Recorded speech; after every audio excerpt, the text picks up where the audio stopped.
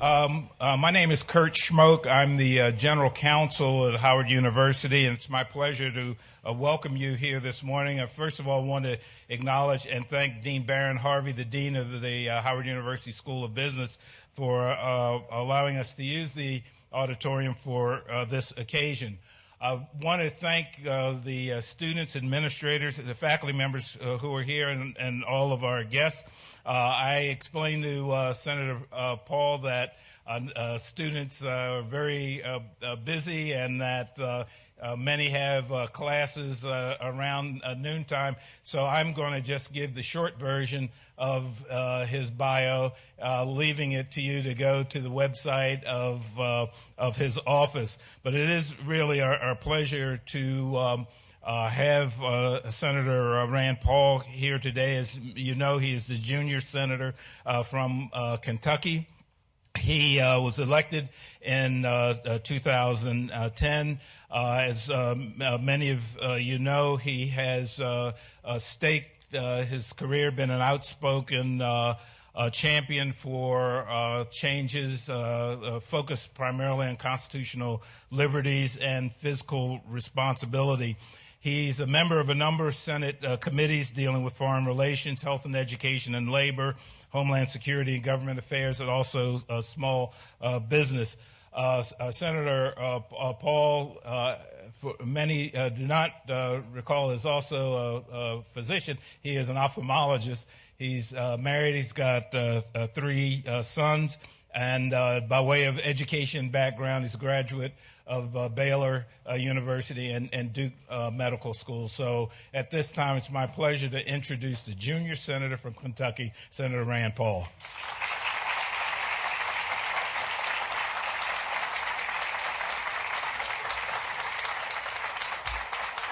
Thank you. Thank you. I'd like to thank President Rabeau, former Mayor Schmoke, and Howard University faculty and students for letting me come today. Now, some people have asked me, are you nervous about speaking at Howard? They say, you know, some of the students there, they may be Democrats. So my response has been, you know what? The trip will be a success if I can get the Hilltop to have a headline that says, a Republican came to Howard, but he came in peace. My wife Kelly asked me last week, she said, do you ever have doubts? Do you ever have doubts about trying to advance a message for an entire country? The truth is, sometimes. When I do have doubts, I think of a line from T.S. Eliot, a line that says, how should I presume to spit out all the butt ends of my days and ways, and how should I presume? And when I think of how political enemies often twist and distort my positions, I think again of Eliot's words, and I think, when I am pinned and wriggling on the wall, how should I presume? And here I am today at Howard, a historically black college. Here I am, a guy who once presumed to discuss a section of the Civil Rights Act. That didn't always go so well for me. Some have said that I'm either brave or crazy to be here today. I've never been, though, one to sit by and watch the world go by without participating. I wake up every day hoping to make a difference. I take to heart the words of Toni Morrison of Howard University, who wrote, if there is a book you really want to read that hasn't been written yet, then you must write it. Now, I can recite lots of books that have been written, or I can plunge into the arena and stumble, maybe fall, but at least I will have tried. What I'm about is a philosophy that leaves you to fill in the blanks. I came to Howard today not to preach or prescribe to you some special formula for you, but to say that I want a government that leaves you alone, that encourages you to write the book that becomes your future. You're more important than any political party, more important than any political pleadings or partisan pleadings. The most important thing you will do is yet to be seen. For me, I found my important thing to do when I learned to do surgery on the eye, when I learned to restore people's vision. I found what was important when I met my wife, when I got married. Many of you have those things that lay ahead of you. Although I'm an eye surgeon first and foremost, I find myself at this particular time in a debate over how we heal our sick economy and how we get people back to work. I truly believe that we have an economy that could create millions of jobs, but we have to rethink our arguments and try to rise above partisan rhetoric. My hope is that you'll hear me out, that you'll see me for who I am and not a caricature that's sometimes presented by political opponents. If you hear me out, I believe you'll discover that what motivates me more than any other issue is the defense of everyone's rights. Of strong importance to me is the defense of minority rights, not just racial minorities, but ideological and religious minorities. If our government does not protect the rights of minorities, then democratic majorities could simply legislate away our freedoms. The Bill of Rights and Civil War amendments protect us against the possibility of oppressive federal or state government. The fact that we are a constitutional republic means that certain inalienable rights are protected even from democratic majorities. The majority can't vote to take away your rights. They're yours. They're given to you by your Creator. No Republican questions or disputes civil rights. I've never wavered in my support for civil rights or the Civil Rights Act. The dispute, if there is one, has always been about how much of the remedy should come under federal or state or private purview. What gets lost is that the Republican Party has always been the party of civil rights and voting rights. Because Republicans believe that the federal government is limited, though, and that its function is limited by the Constitution, some have concluded that Republicans are somehow inherently insensitive to minority rights. Nothing could be further from the truth. Republicans do indeed still believe many rights remain with the people and the states respectively. When some people hear that, they tune us out and they say, oh, he's just using code words for states' rights to discriminate, for the states' rights to segregate and to abuse. But that's just simply not true. Many Republicans do believe that decentralization of power is the best policy, that government is more efficient, more just, and more personal when it's smaller and more local. But Republicans also realize that there are occasions, and have been occasions, of such egregious injustice that they do require federal involvement, that's precisely what the 14th Amendment was about and what the Civil Rights Act was intended to do, protect citizens from state and local tyranny. The 14th Amendment says, no state shall. The 14th Amendment did change the Constitution to give a role for the federal government in protecting citizenship and voting, regardless of race. Now, I didn't live through segregation, nor did I experience it firsthand. I did grow up in the South, in public schools. I went to schools with whites, blacks, Latinos. We all seemed to pretty much get along. So perhaps some will say that I can't understand. But I don't think you had to be there to be affected by our nation's history of racial strife. The tragedy of segregation and Jim Crow in the South is compounded when you realize that integration began in New England in 1840s and 1850s. In 1841, Frederick Douglass is pulled from the white car on the Eastern Railroad, clutching his seat so tightly that when he's thrown from the train, the remnants of the seat are still in his hands. But within a few years, public transportation was integrated in the Northeast. It's a stain on our history that integration didn't occur for more than 100 more years in the South. In the 1960s, we were still fighting to integrate transportation in schools, and that was and is an embarrassment. But the story of emancipation, of voting rights, and of citizenships from Frederick Douglass to the modern era is really, in fact, the history of the Republican Party. How did the party that elected the first black U.S. senator, the party that elected the first 20 African-American congressmen, how did that party become a party that now loses 95% of the black vote? How did the Republican Party, the party of the great emancipator, lose the trust and faith of an entire race? From the Civil War to the Civil Rights Movement, for a century, most black Americans voted Republican. How did we lose that vote? To understand how Republicans lost the African American vote, we must first understand how we won the African American vote. In Kentucky, the history of black voting rights is inseparable from the Republican Party. After the Civil War, virtually all African Americans became Republicans. Democrats in Louisville were led by the Courier-Journal editor, Henry Watterson, and they were implacably opposed to blacks voting. The Democrats, to a person, were opposed to blacks voting. Watterson himself, who was the editor for 30 or 40 years of the Courier-Journal, wrote that his opposition to blacks voting was founded upon the conviction that their habits of life and general condition disqualified them from the judicious exercise of suffrage. This was the Democrats. In George Wright's Life Behind the Veil, he writes of Republican General John Palmer standing before tens of thousands of slaves on July 4th, 1865, when slavery still existed in Kentucky, and declaring, "My countrymen, you are free, and while I command the military forces of the United States, will defend your right to freedom." And the crowd erupted in cheers. This is the history of the Republican Party. Meanwhile, Kentucky's Democrat-controlled legislature voted against the 13th, the 14th, and the 15th Amendments. In Louisville, William Worley was a black Republican. He was born at the end of the 19th century. He was a founder of Louisville's NAACP. He's a Republican. Most of the founders of the NAACP were Republicans. He's famous, though, for fighting and overturning the notorious Louisville segregated housing ordinance. Worley bought a house in a white section in defiance of a city segregation law. The case, Buchanan v. Worley, was finally decided by the Supreme Court in 1917, unanimously holding that the Kentucky law could not forbid the sale of a house based on race. The Republican Party's history is rich and chock full of emancipation and black history. Republicans still prize the sense of justice that MLK spoke of when he said that an unjust law is any law that a majority enforces on a minority but does not make binding upon itself.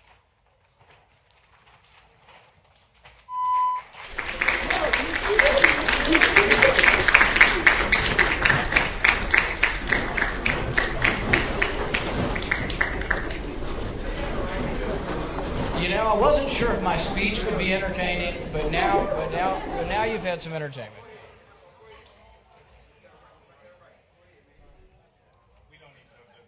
When MLK talked about an unjust law, what always has intrigued me about this is a lot of the things MLK talked about were race, but really what he talked about when he talked about what was a just law goes beyond race. So listen to this again. He said that an unjust law, and this is a good way to look at any law, an unjust law is any law that a majority, not just a racial majority, any majority, enforces on a minority but does not make binding on themselves. It means any law that's not universally applied. Any law that applies to just bankers would be not racist but would be unjust. Any law that just applied to one particular group would be unjust. Now, he was referring to race, but he said something about unjustness that applies to all law. Republicans have never stopped believing that minorities, whether they derive from the color of your skin or the shade of your ideology, should warrant equal protection. Everyone knows of the sit-ins in Greensboro and Nashville, but few people remember the sit-in in Alexandria Public Library in 1938. Samuel Tucker, a lawyer and a graduate of Howard University, recruited 5 young African-American men to go to the public library, select a book, and sit and read until they were forcibly removed. In 1938, the sit-ins of the 1960s had a long history before. Tucker's sit-in set the stage, though, for students who organized a sit-in at Woolworth's in Greensboro that brought down Jim Crow in many areas years before the Civil Rights Act of 1964. I think that in our retelling of the Civil Rights era, we don't give enough credit to the heroism of the civil disobedience that brought down Jim Crow. You may say, oh, that's all well and good, but that was a long time ago. What have you done for me lately? I think what happened during the Great Depression was that African Americans understood that Republicans did champion citizenship and voting rights, but they became impatient because they wanted economic emancipation. African Americans were languishing, and they languished below white Americans in every measure of economic success. And the Depression was especially harsh for those who were on the lowest rung of poverty at that time. The Democrats promised equalizing outcome. Everybody will get something through unlimited federal assistance. While Republicans offered something that seemed to be less tangible, the promise of equalizing opportunity through free markets. Now, Republicans face a daunting task. Several generations of black voters have never voted Republican and are not very open to considering the option. Democrats still promise unlimited federal assistance, and Republicans still offer free markets, low taxes, less regulation, but because we truly believe it will create millions of jobs for everyone. The Democrat promise is tangible, puts food on the table, but too often, I think, doesn't lead to jobs or meaningful success. The Republican promise is for policies that create economic growth. We believe lower taxes, less regulation, balanced budgets, a solvent Social Security, a solvent Medicare will all stimulate growth. Republicans point to the Reagan era, when the economy grew at 7%. We added 8 million jobs in a few years during the Reagan administration. If we did that again, we could conceivably create 11, 12 million jobs, and we're creating almost no jobs at this point. Today, after 4 years of the current policy, 1 in 6 Americans live in poverty, more than at any time in recent history. In fact, the poor have grown poorer in the last 4 years. Black unemployment is 14%, nearly twice the national average. This is unacceptable. Using taxes to punish the rich, in reality, punishes everyone because we're all interconnected. High taxes and excessive regulation and massive debt are not working. This isn't just Democrats. It's Democrats and Republicans that have been piling on the debt, but the debt is a burden for you. The debt is an impediment to you getting a job when you leave here. The economy's been growing at less than 1% and actually contracted in the last quarter of last year. I would argue that the objective evidence shows that big government is not a friend to African Americans. Big government relies on the Federal Reserve, our central bank, to print money out of thin air. Printing money out of thin air leads to higher prices. When the prices of gas rise to $4 a gallon, it's a direct result of your government's debt. When food prices rise, it's a direct result of $50,000 we borrow every second. Inflation hurts everyone, particularly the poor. If you're struggling to get ahead, if you have student loans and personal debt, you should choose a political party that wants to leave more money in the private sector so you'll get a job when the time comes. Some Republicans, let's call them the moss-covered variety, mistake war for defense. They forget that Reagan argued for peace through strength, not war through strength. The old guard argues for arming Gaddafi, and then the next year they argue that we want boots on the ground to defeat Gaddafi. They've got to be involved everywhere all the time. I want you to know that there are Republicans who don't clamor for war, that many Republicans believe in a strong national defense that serves to preserve the peace. In Louisville, in the predominantly African-American west end of town, it was recently announced that 18 school districts are failing, or 18 schools. The graduation rate from high school is 40%. The head of Kentucky's education called it academic genocide. Johns Hopkins researchers call these schools dropout factories. I defy anyone to watch Waiting for Superman and honestly argue against school choice. A minister friend of mine in the West End calls school choice the civil rights issue of our day. I think he's right. By the 6th grade, Ronald Halassi was failing most of his classes, but through school choice, he was able to attend a Catholic school here in D.C. There, he learned that he had a natural gift for composing music. Before that, he wasn't even reading. His reading level was so low that he struggled to even write lyrics. Ronald then went on to matriculate at Barry University. There are countless examples of the benefits of school choice. Talk to the parents of these kids. Look at the kids that were interviewed in the movie Waiting for Superman. Maybe it's about time we all reassess blind allegiance to ideas that are failing our children. Every child in every neighborhood of every color, class, and background deserves a school that will help them succeed. Those of you assembled today are the American success stories. You will make it and do great things. But in every neighborhood, white, black, or brown, there are kids who are not succeeding because they simply made mistakes or they messed up. They had kids maybe before they were married or before they were old enough to support them, or they got hooked on drugs, or they simply left school. Republicans are often miscast as uncaring or condemning of kids who make bad choices. I, for one, plan to change that. I'm working with Democratic senators to make sure that kids who have made bad decisions, such as nonviolent possession of drugs, are not imprisoned for lengthy sentences. I'm working to make sure that first-time offenders are put into counseling and not imprisoned with hardened criminals. We should not take away anyone's future over one mistake. Let me tell you the story of two young men. Both of them made mistakes. Both of them were said to have used illegal drugs. One of them was white, from a privileged background. He had important friends, an important father, and an important grandfather. You know, the kind of family who universities name dorms after. This family had more money than you could count. Drugs or no drugs, his family could buy justice if he needed it. The other man also used illegal drugs, but he was of mixed race and from a single-parent household with little money. He didn't have important friends or a wealthy father. Now, you may think I'm going to tell you a story about racism in America where the rich white kid gets off and the black kid goes to jail. It could be, and often is, but that's not this story. In this story, both young men were extraordinarily lucky. Both young men were not caught using illegal drugs, and they weren't imprisoned. Instead, they went on to become presidents of the United States. Barack Obama and George Bush were lucky.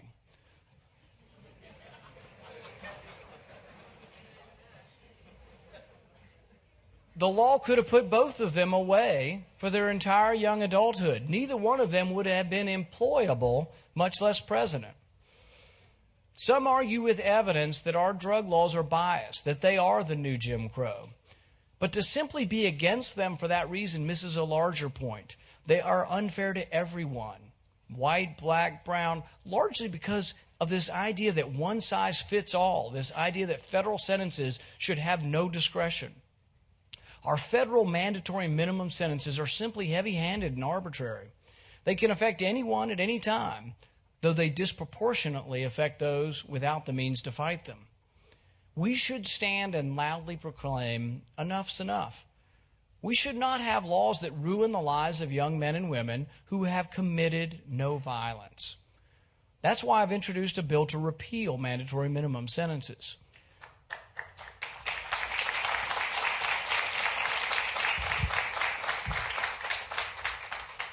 We should not have drug laws or a court system that disproportionately punishes the black community. The history of African American repression in this country rose from government-sanctioned racism. It's important to remember that, from government-sanctioned racism. Jim Crow laws were a product of bigoted state and local governments. Big and oppressive government has long been the enemy of freedom, something black Americans know all too well and on a personal level. We must always embrace individual liberty and enforce the constitutional rights of all Americans, rich and poor, immigrant and native, black or white. Such freedom is essential in achieving any long-standing health and prosperity. As Toni Morrison said, write your own story. Challenge mainstream thought. I hope that some of you will be open to the Republican message that favors choice in education, a less aggressive foreign policy, more compassion regarding nonviolent crime, and encourages opportunity in employment. And when the time is right, I hope that African Americans will again look to the party of emancipation, civil liberty, and individual freedom. Thank you very much.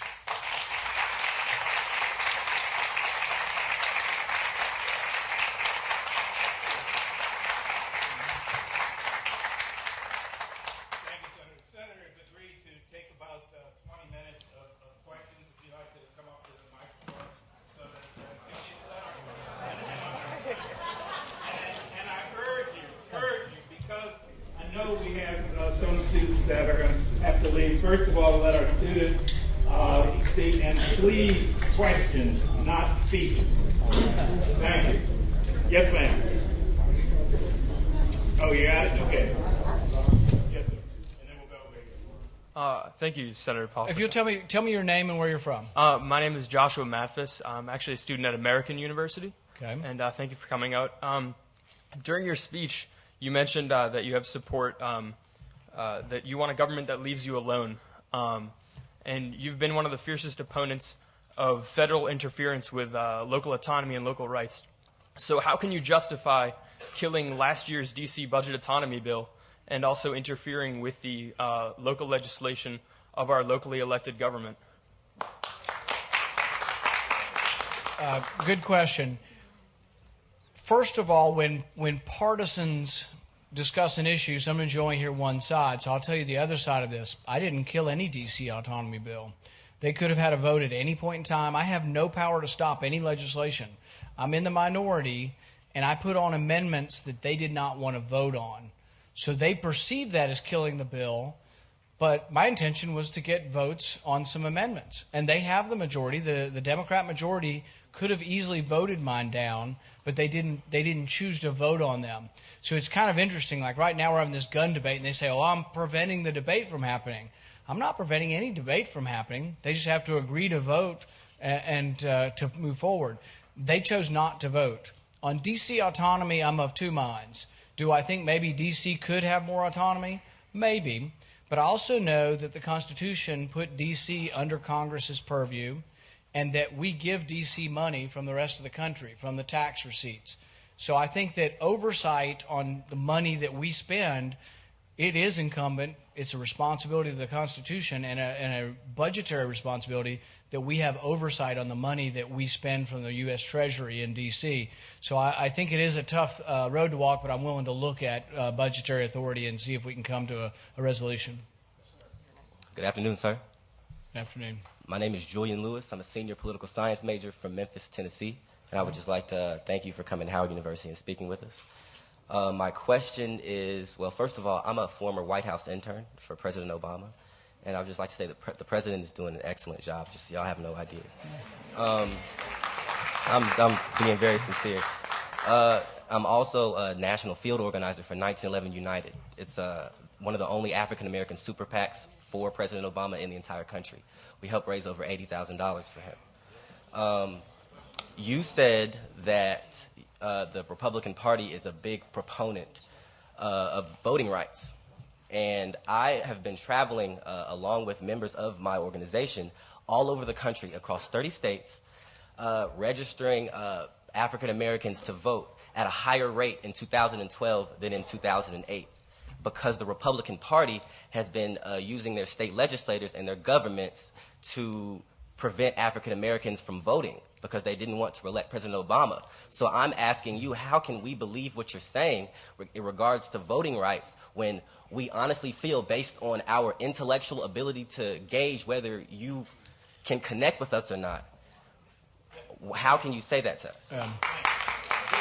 Yeah. What I would say is, me being here today and me trying to open this dialogue is that I'm trying to say the Republican Party is interested in the African American community and trying to convince some that our ideas, maybe not all immediately, but some that our ideas are the best for people having hope and jobs. As far as trying to prevent, I think it's important to know in the history what happened. Democrats in the South were very, very harsh. Almost all Democrats, okay? That's who ran the governments. And they did have tests at the polls, literacy tests and special tests. And guess what? If you were white and you came forward, you didn't have to do the test. If you were black, you had to do the test, and you didn't pass the test. People were scared and intimidated and preventing from voting.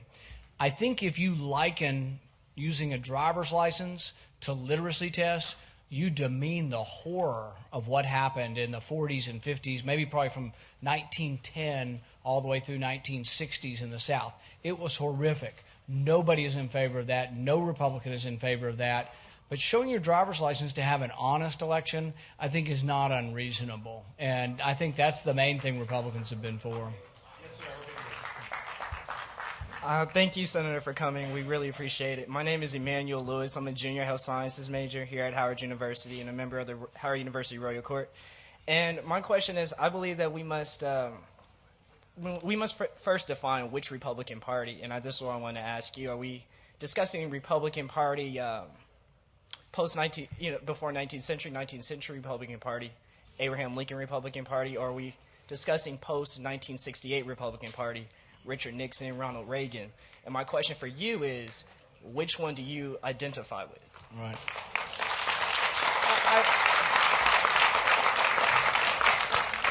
I think that's a great question, and that hits the nail on the head exactly as to what our obstacles are, because people, including those who may have just clapped, perceive there as being completely different parties. And you don't object to the party of emancipation and voting rights and citizenship and all of that, of the 13th, 14th, and 15th Amendment.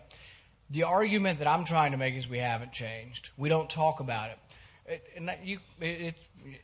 I'm either going to convince you or not, but my argument is there are some of us who haven't changed, who are still part of the party that you liked, but there are part of us who truly believe Reagan was still part of that we don't see an abrupt difference. We don't see all of a sudden, we see horrible Jim Crow and horrible racism that happened in the 30s, 40s, 50s. It was all Democrats. It wasn't Republicans. Now, did some of them switch over and become Republicans? Yes. But the Republican Party primarily were not those people. And so it's an argument, an obstacle. I'll give you one example. The first, one of the African-American U.S. senators was a guy named, blanking on his name, from Massachusetts. Brooks, Edwin Brooks. And his Howard graduate, yes. And but his comment was I thought a pretty interesting comment. His comment was, if Democrats had the incredible history of abolition, emancipation, voting rights, and of being for all of the Civil War amendments, you'd hear about it all the time because Democrats are good at talking about stuff like that. He said Republicans have done a terrible job. And that's why I think we have to resurrect some of this. I mean, how many of you would have, if I would have said, who do you think the founders of the NAACP are? Do you think they were Republicans or Democrats? Would everybody in here know they were all Republicans? Yes. All right. You know more than I know. Okay, and that's, and I don't mean that to be insulting. I don't know what you know, and you don't, I mean, I'm trying to find out what the connection is. But the thing is that I think the general public in the Republican Party hasn't talked enough about the great history and interaction between the Republican Party and black history and voting rights in our country. And I would try to make the argument, and it's an uphill battle. I mean, frankly, it is an uphill battle for me to try to convince you that we haven't changed. But that's part of me being here, and that's what I'm trying to do anyway. Yes, ma'am. Good morning. My name is Quanda Trice, and I'm a Navy veteran from Murray, Kentucky. Oh, great. And I am a doctoral student here at Howard University, majoring in political science. My question is that this week in Kentucky, we've had a lot of victories this week, including the legalization of a hemp bill for industrial purposes and what have you. My question to you is, being from Callaway County, McCracken County, and all of those different places in that nook and cranny, there have been such a large number of African Americans who have been incarcerated for drug issues. My question to you is, how are you going to take this industrialized new economic boost and actually allow African Americans, other people that have been disenfranchised, the poor, to actually benefit from this industrialization that's going forth in our great state? Thank you for the question. I think it's a good question. It's also an example of, if you want to see, am I trying to work with other sides? Am I maybe different than some Republicans you've ever met? I signed a letter with our Democrat governor to ask for a waiver from No Child Left Behind. And I'm also lobbying the Democrat governor and working with our Democrat congressman from Louisville on the hemp issue to try to get a waiver at the federal level. We now have a state law that's passed, but we have to get a waiver from the federal level in order to grow it. Now, it is important that we distinguish hemp and drugs are different things. Hemp's going to be a crop. It's not a drug. It's a crop. You use it for paper. You use it for rope. You use it for clothing, biofuel. There's a lot of stuff. But it is a step forward. It was a huge victory. We won with 90% of the vote, and we started out. But this was something Republicans and Democrats working together. I hope the growing of it, that everybody will benefit from it, including African Americans. On the incarceration thing, I've got the bill on mandatory minimums. Kentucky's actually made some steps forward with having more local drug court. And I also want to distinguish that I'm not talking about standing up here saying drugs are good. What I'm saying is that even the most benign of the drugs that we talk about, marijuana, I think if you use it too much, you will lose IQ points. I think if you use it too much, you won't show up for class. I think you'll eat too many Doritos. I think there's a lot of things that aren't good about it, but also if you make a mistake and choose to do that, kids are forever doing stuff until they're 25 that they shouldn't be doing, and then all of a sudden they turn 25 and a light bulb goes off or they get married or something, and they tend to settle down more. But I just don't want to see them in jail, and I will do everything I can to keep nonviolent criminals out of jail. Thank you. Thank you for coming, Senator. My name is Thomas Smith. I'm a freshman finance major in the School of Business from New Orleans. Changing from the more social civil rights talk, you famously filibustered the confirmation of a CIA chief in the Obama administration based on the Obama administration's lack of transparency in counterterrorism, specifically the drone program. My question starts with your fellow Senator Jon Tester from Montana gave testimony on the floor of the Senate against a recently anonymously added bill with a provision that gives legal cover to agribusiness, and a provision which, quoting the Senator Tester, says the USDA has the right to ignore any judicial rulings on GMO crops.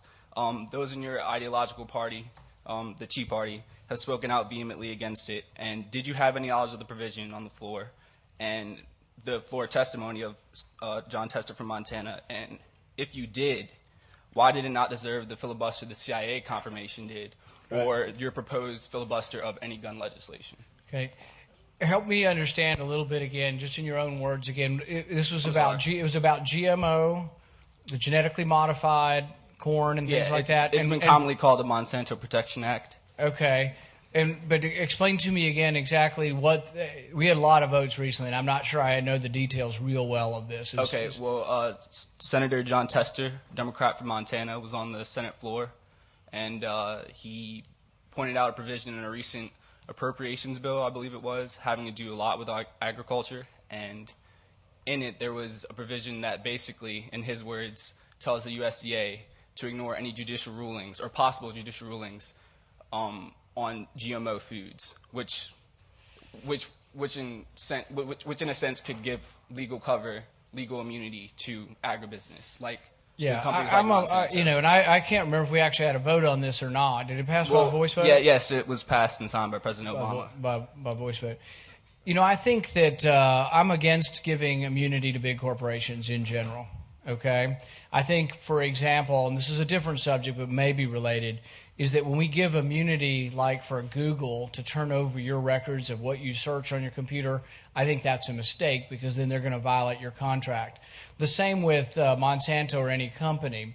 If there's an obligation to deliver food that is not harmful to you, and they deliver something that a court says is harmful, then I think we should go with the courts, and that the government shouldn't override that. The specific vote I'll have to look into, because I really don't remember the details. That's the best I can do for an answer. Thank you very much. Thank you. Yes, sir. Good afternoon. My name is Brandon Patterson. I'm a sophomore economics major, political science minor from Chicago. And my question is, recently the state of Maryland repealed the use of the death penalty. A lot of organizations, including the NAACP, which I'm a part of, have been working to get capital punishment repealed nationwide because it is applied unfairly to racial minorities. So I wanted to get your views on the death penalty and the purpose it serves in our criminal justice system today, if any. Yeah, I have mixed feelings on the death penalty. I think of it sometimes in a personal way, that if someone came into my house and killed my wife, if I were there at the time, I'd have no problem pulling the trigger to kill him to defend my wife.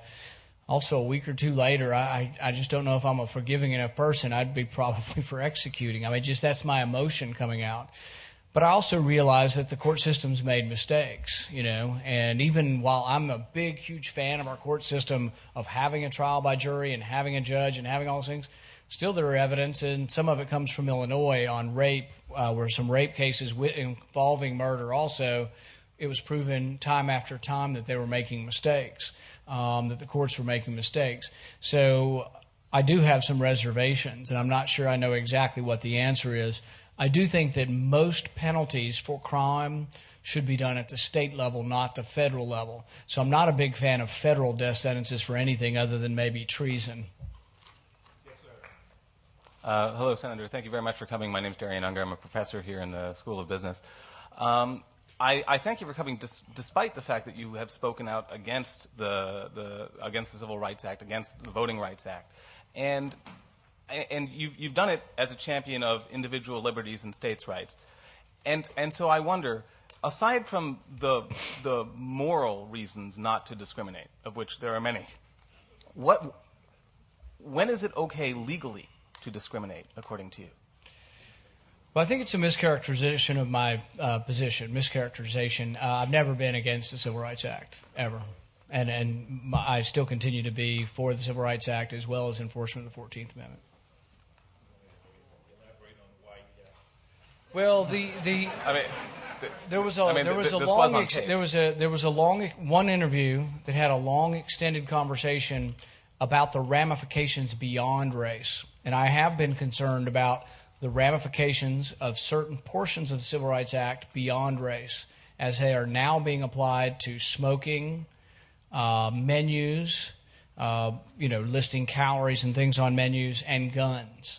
And so I do question some of the ramifications and the extensions, but I've never questioned the Civil Rights Act and never come out in opposition to the Civil Rights Act, nor have I ever introduced anything to alter the Civil Rights Act. So your characterization is incorrect. Yes, sir. Good morning. My name is Jabari Zakia. I'm a native Washingtonian living in the colonial city of Banneker City. And to correct you, D.C. residents pay more in federal taxes than they get back from the federal government. But my questions are this.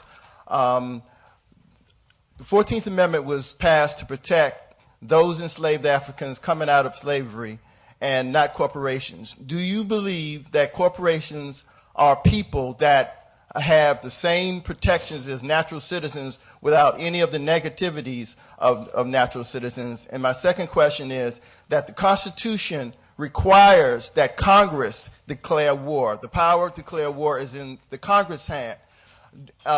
Bill Clinton was impeached by the Republican House because he allegedly lied about an affair. Based on that premise, should George Bush be considered a war criminal for lying to getting the United States into the war with Iraq? And in the same provision, should Barack Obama be impeached for getting into Libya without an act of Congress? How about yes, no, no, yes, no? No, seriously, I'll try to answer some of the questions. On corporations, whether they should be people, they're obviously not the same as people. So you don't get a trial by jury and you don't have habeas corpus and necessarily the same due process as an individual gets. And I think sometimes corporations, particularly big corporations, use government to get special privileges, and I'm against that. I'm against special tax deductions for corporations. I'm also against anything that takes your money and props up or gives special privilege to corporations. However, on the other side, corporations do have a very important function in our society. So let's say when you graduate and you get out, you start a plumbing business, and you're doing pretty well, but then someone sues you. One of your pipes break, and it was an accident, maybe your supplier wasn't good, but now all of your profit, all of your assets are taken by the courts. Should they be able to also get your house and anything else you've saved for, or should the corporation protect you a little bit through bankruptcy? So bankruptcy is debated all the time on whether it should go towards creditors or towards the debtor. And I think there has to be some balance and there has to be some protection because it does help you. You'll meet people in your life who've been bankrupt 3 times and then go on to hit it big. And if we ruin them, we don't put people in prison for anymore, but if we ruined them and said, oh, we're going to take your house and everything else, I also see it from my perspective. I'm a physician. I try to do my best all the time, but I'm human. Has anybody ever had an infection that I operated on? But should they be able to come and take my house and things that I've worked for 20 or 30 years? I have a corporation that somewhat secludes me from people coming and taking their house. So I think about that on corporations. It's not all big, huge corporations. Sometimes it's mom and pops or individual businesses like your parents might have. On declaration of war, absolutely. I'm opposed to Republican or Democrat presidents taking us to war without a declaration. How about 2 more? Good. Just the 2 at the microphones. We'll do those. Good afternoon, Senator Paul. My name is Charlesetta Wilson. I'm a graduate student here at Howard University in the physics department. My question is in reference to something you said earlier in your speech, namely that you are for the markets being free. I actually am someone who agrees that markets should be free, but I wonder to what degree. For example, the idea of there being no longer an EPA or USDA in order to regulate things that are healthful or non-healthful for citizens to me is a problem. Also, the idea that, for example, the Monsanto's Protection Act can be sort of tucked into various types of legislation or other types of cronyism, capitalism, is upsetting to me. And so my question is, to what degree is the Republican Party, and you in particular, dedicated to making sure that free markets are in fact free? I think it's a good question, and it's also something where I think we've done a poor job. I would say Republicans have done a poor job promoting that we believe in protections of the environment. And I think we can do a better job. I, for one, believe that if you believe in strict property rights, that no one should pollute their neighbor's property, and you should get absolute injunctions. You can't pollute them just a little bit. You know, you just can't pollute your neighbor's property. So the Clean Water Act, I think, is and has an appropriate purpose or goal. The Clean Water Act says you can't discharge pollutants into the navigable streams of America. What does that mean to me? Chemical company is not allowed and should not be allowed to dump chemicals in the Ohio River. Okay? Absolutely. But you know what it's come to believe over time, so I'm not opposing having rules. What the Clean Water Act has become, though, is we now say that dirt is a pollutant, and we say that your backyard is a navigable stream. We've just gone too far. The Sackett family, this went to the Supreme Court last year, bought a $25,000 lot near a lake, not on a lake, no rivers, no streams, no ponds. It's a quarter of an acre lot. They began putting gravel on it. The EPA sent them a note and said, you are now being fined $75,000 a day. And they said, why? They said, it's a wetlands. Going back to the Clean Water Act. So we took something that was well-intentioned to stop chemical companies from dumping chemicals in the water, and we are now using it to abuse a middle-class family that just put some gravel on a lot that never has any water on it. They then had the audacity to tell them, you have no recourse in court. So they fought it all the way to the Supreme Court, and the Supreme Court said, this is America, for goodness sakes. The government just can't come take your property without you getting your day in court. So really my answer to you would be, we need to do a better job saying we believe in a clean environment, that we do believe in rules, but that the balance has shifted too far, and we're now abusing property rights and abusing farmers and small property owners, and we need to shift the balance back. And that if you shift the balance of regulations too strongly, you lose jobs. And I think that's where we are now, that we have so many regulations that we're losing jobs. Last question. Good morning, Senator. My name is Jeffrey Muhammad. I'm a former business student here at this. I'm from Washington, D.C.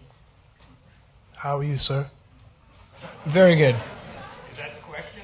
Well, when I was here in the School of Business, I went to one of my teacher's office, and he said to me, you all killed Malcolm X. And I was taken back. Say it one more time.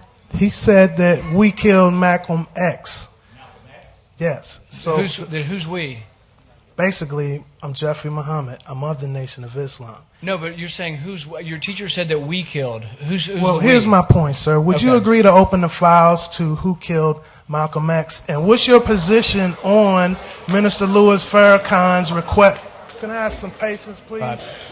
Yeah, no, let's give him a chance. Let's give him a chance. I want to know what your position is on the Honorable Minister Louis Farrakhan's request for a separate nation and territory within America. Yeah. Thank you very much. I think my goal is really not separate but equal, but sort of that we're going to all be the same someday without trying to be separate. And I think we're getting closer to that.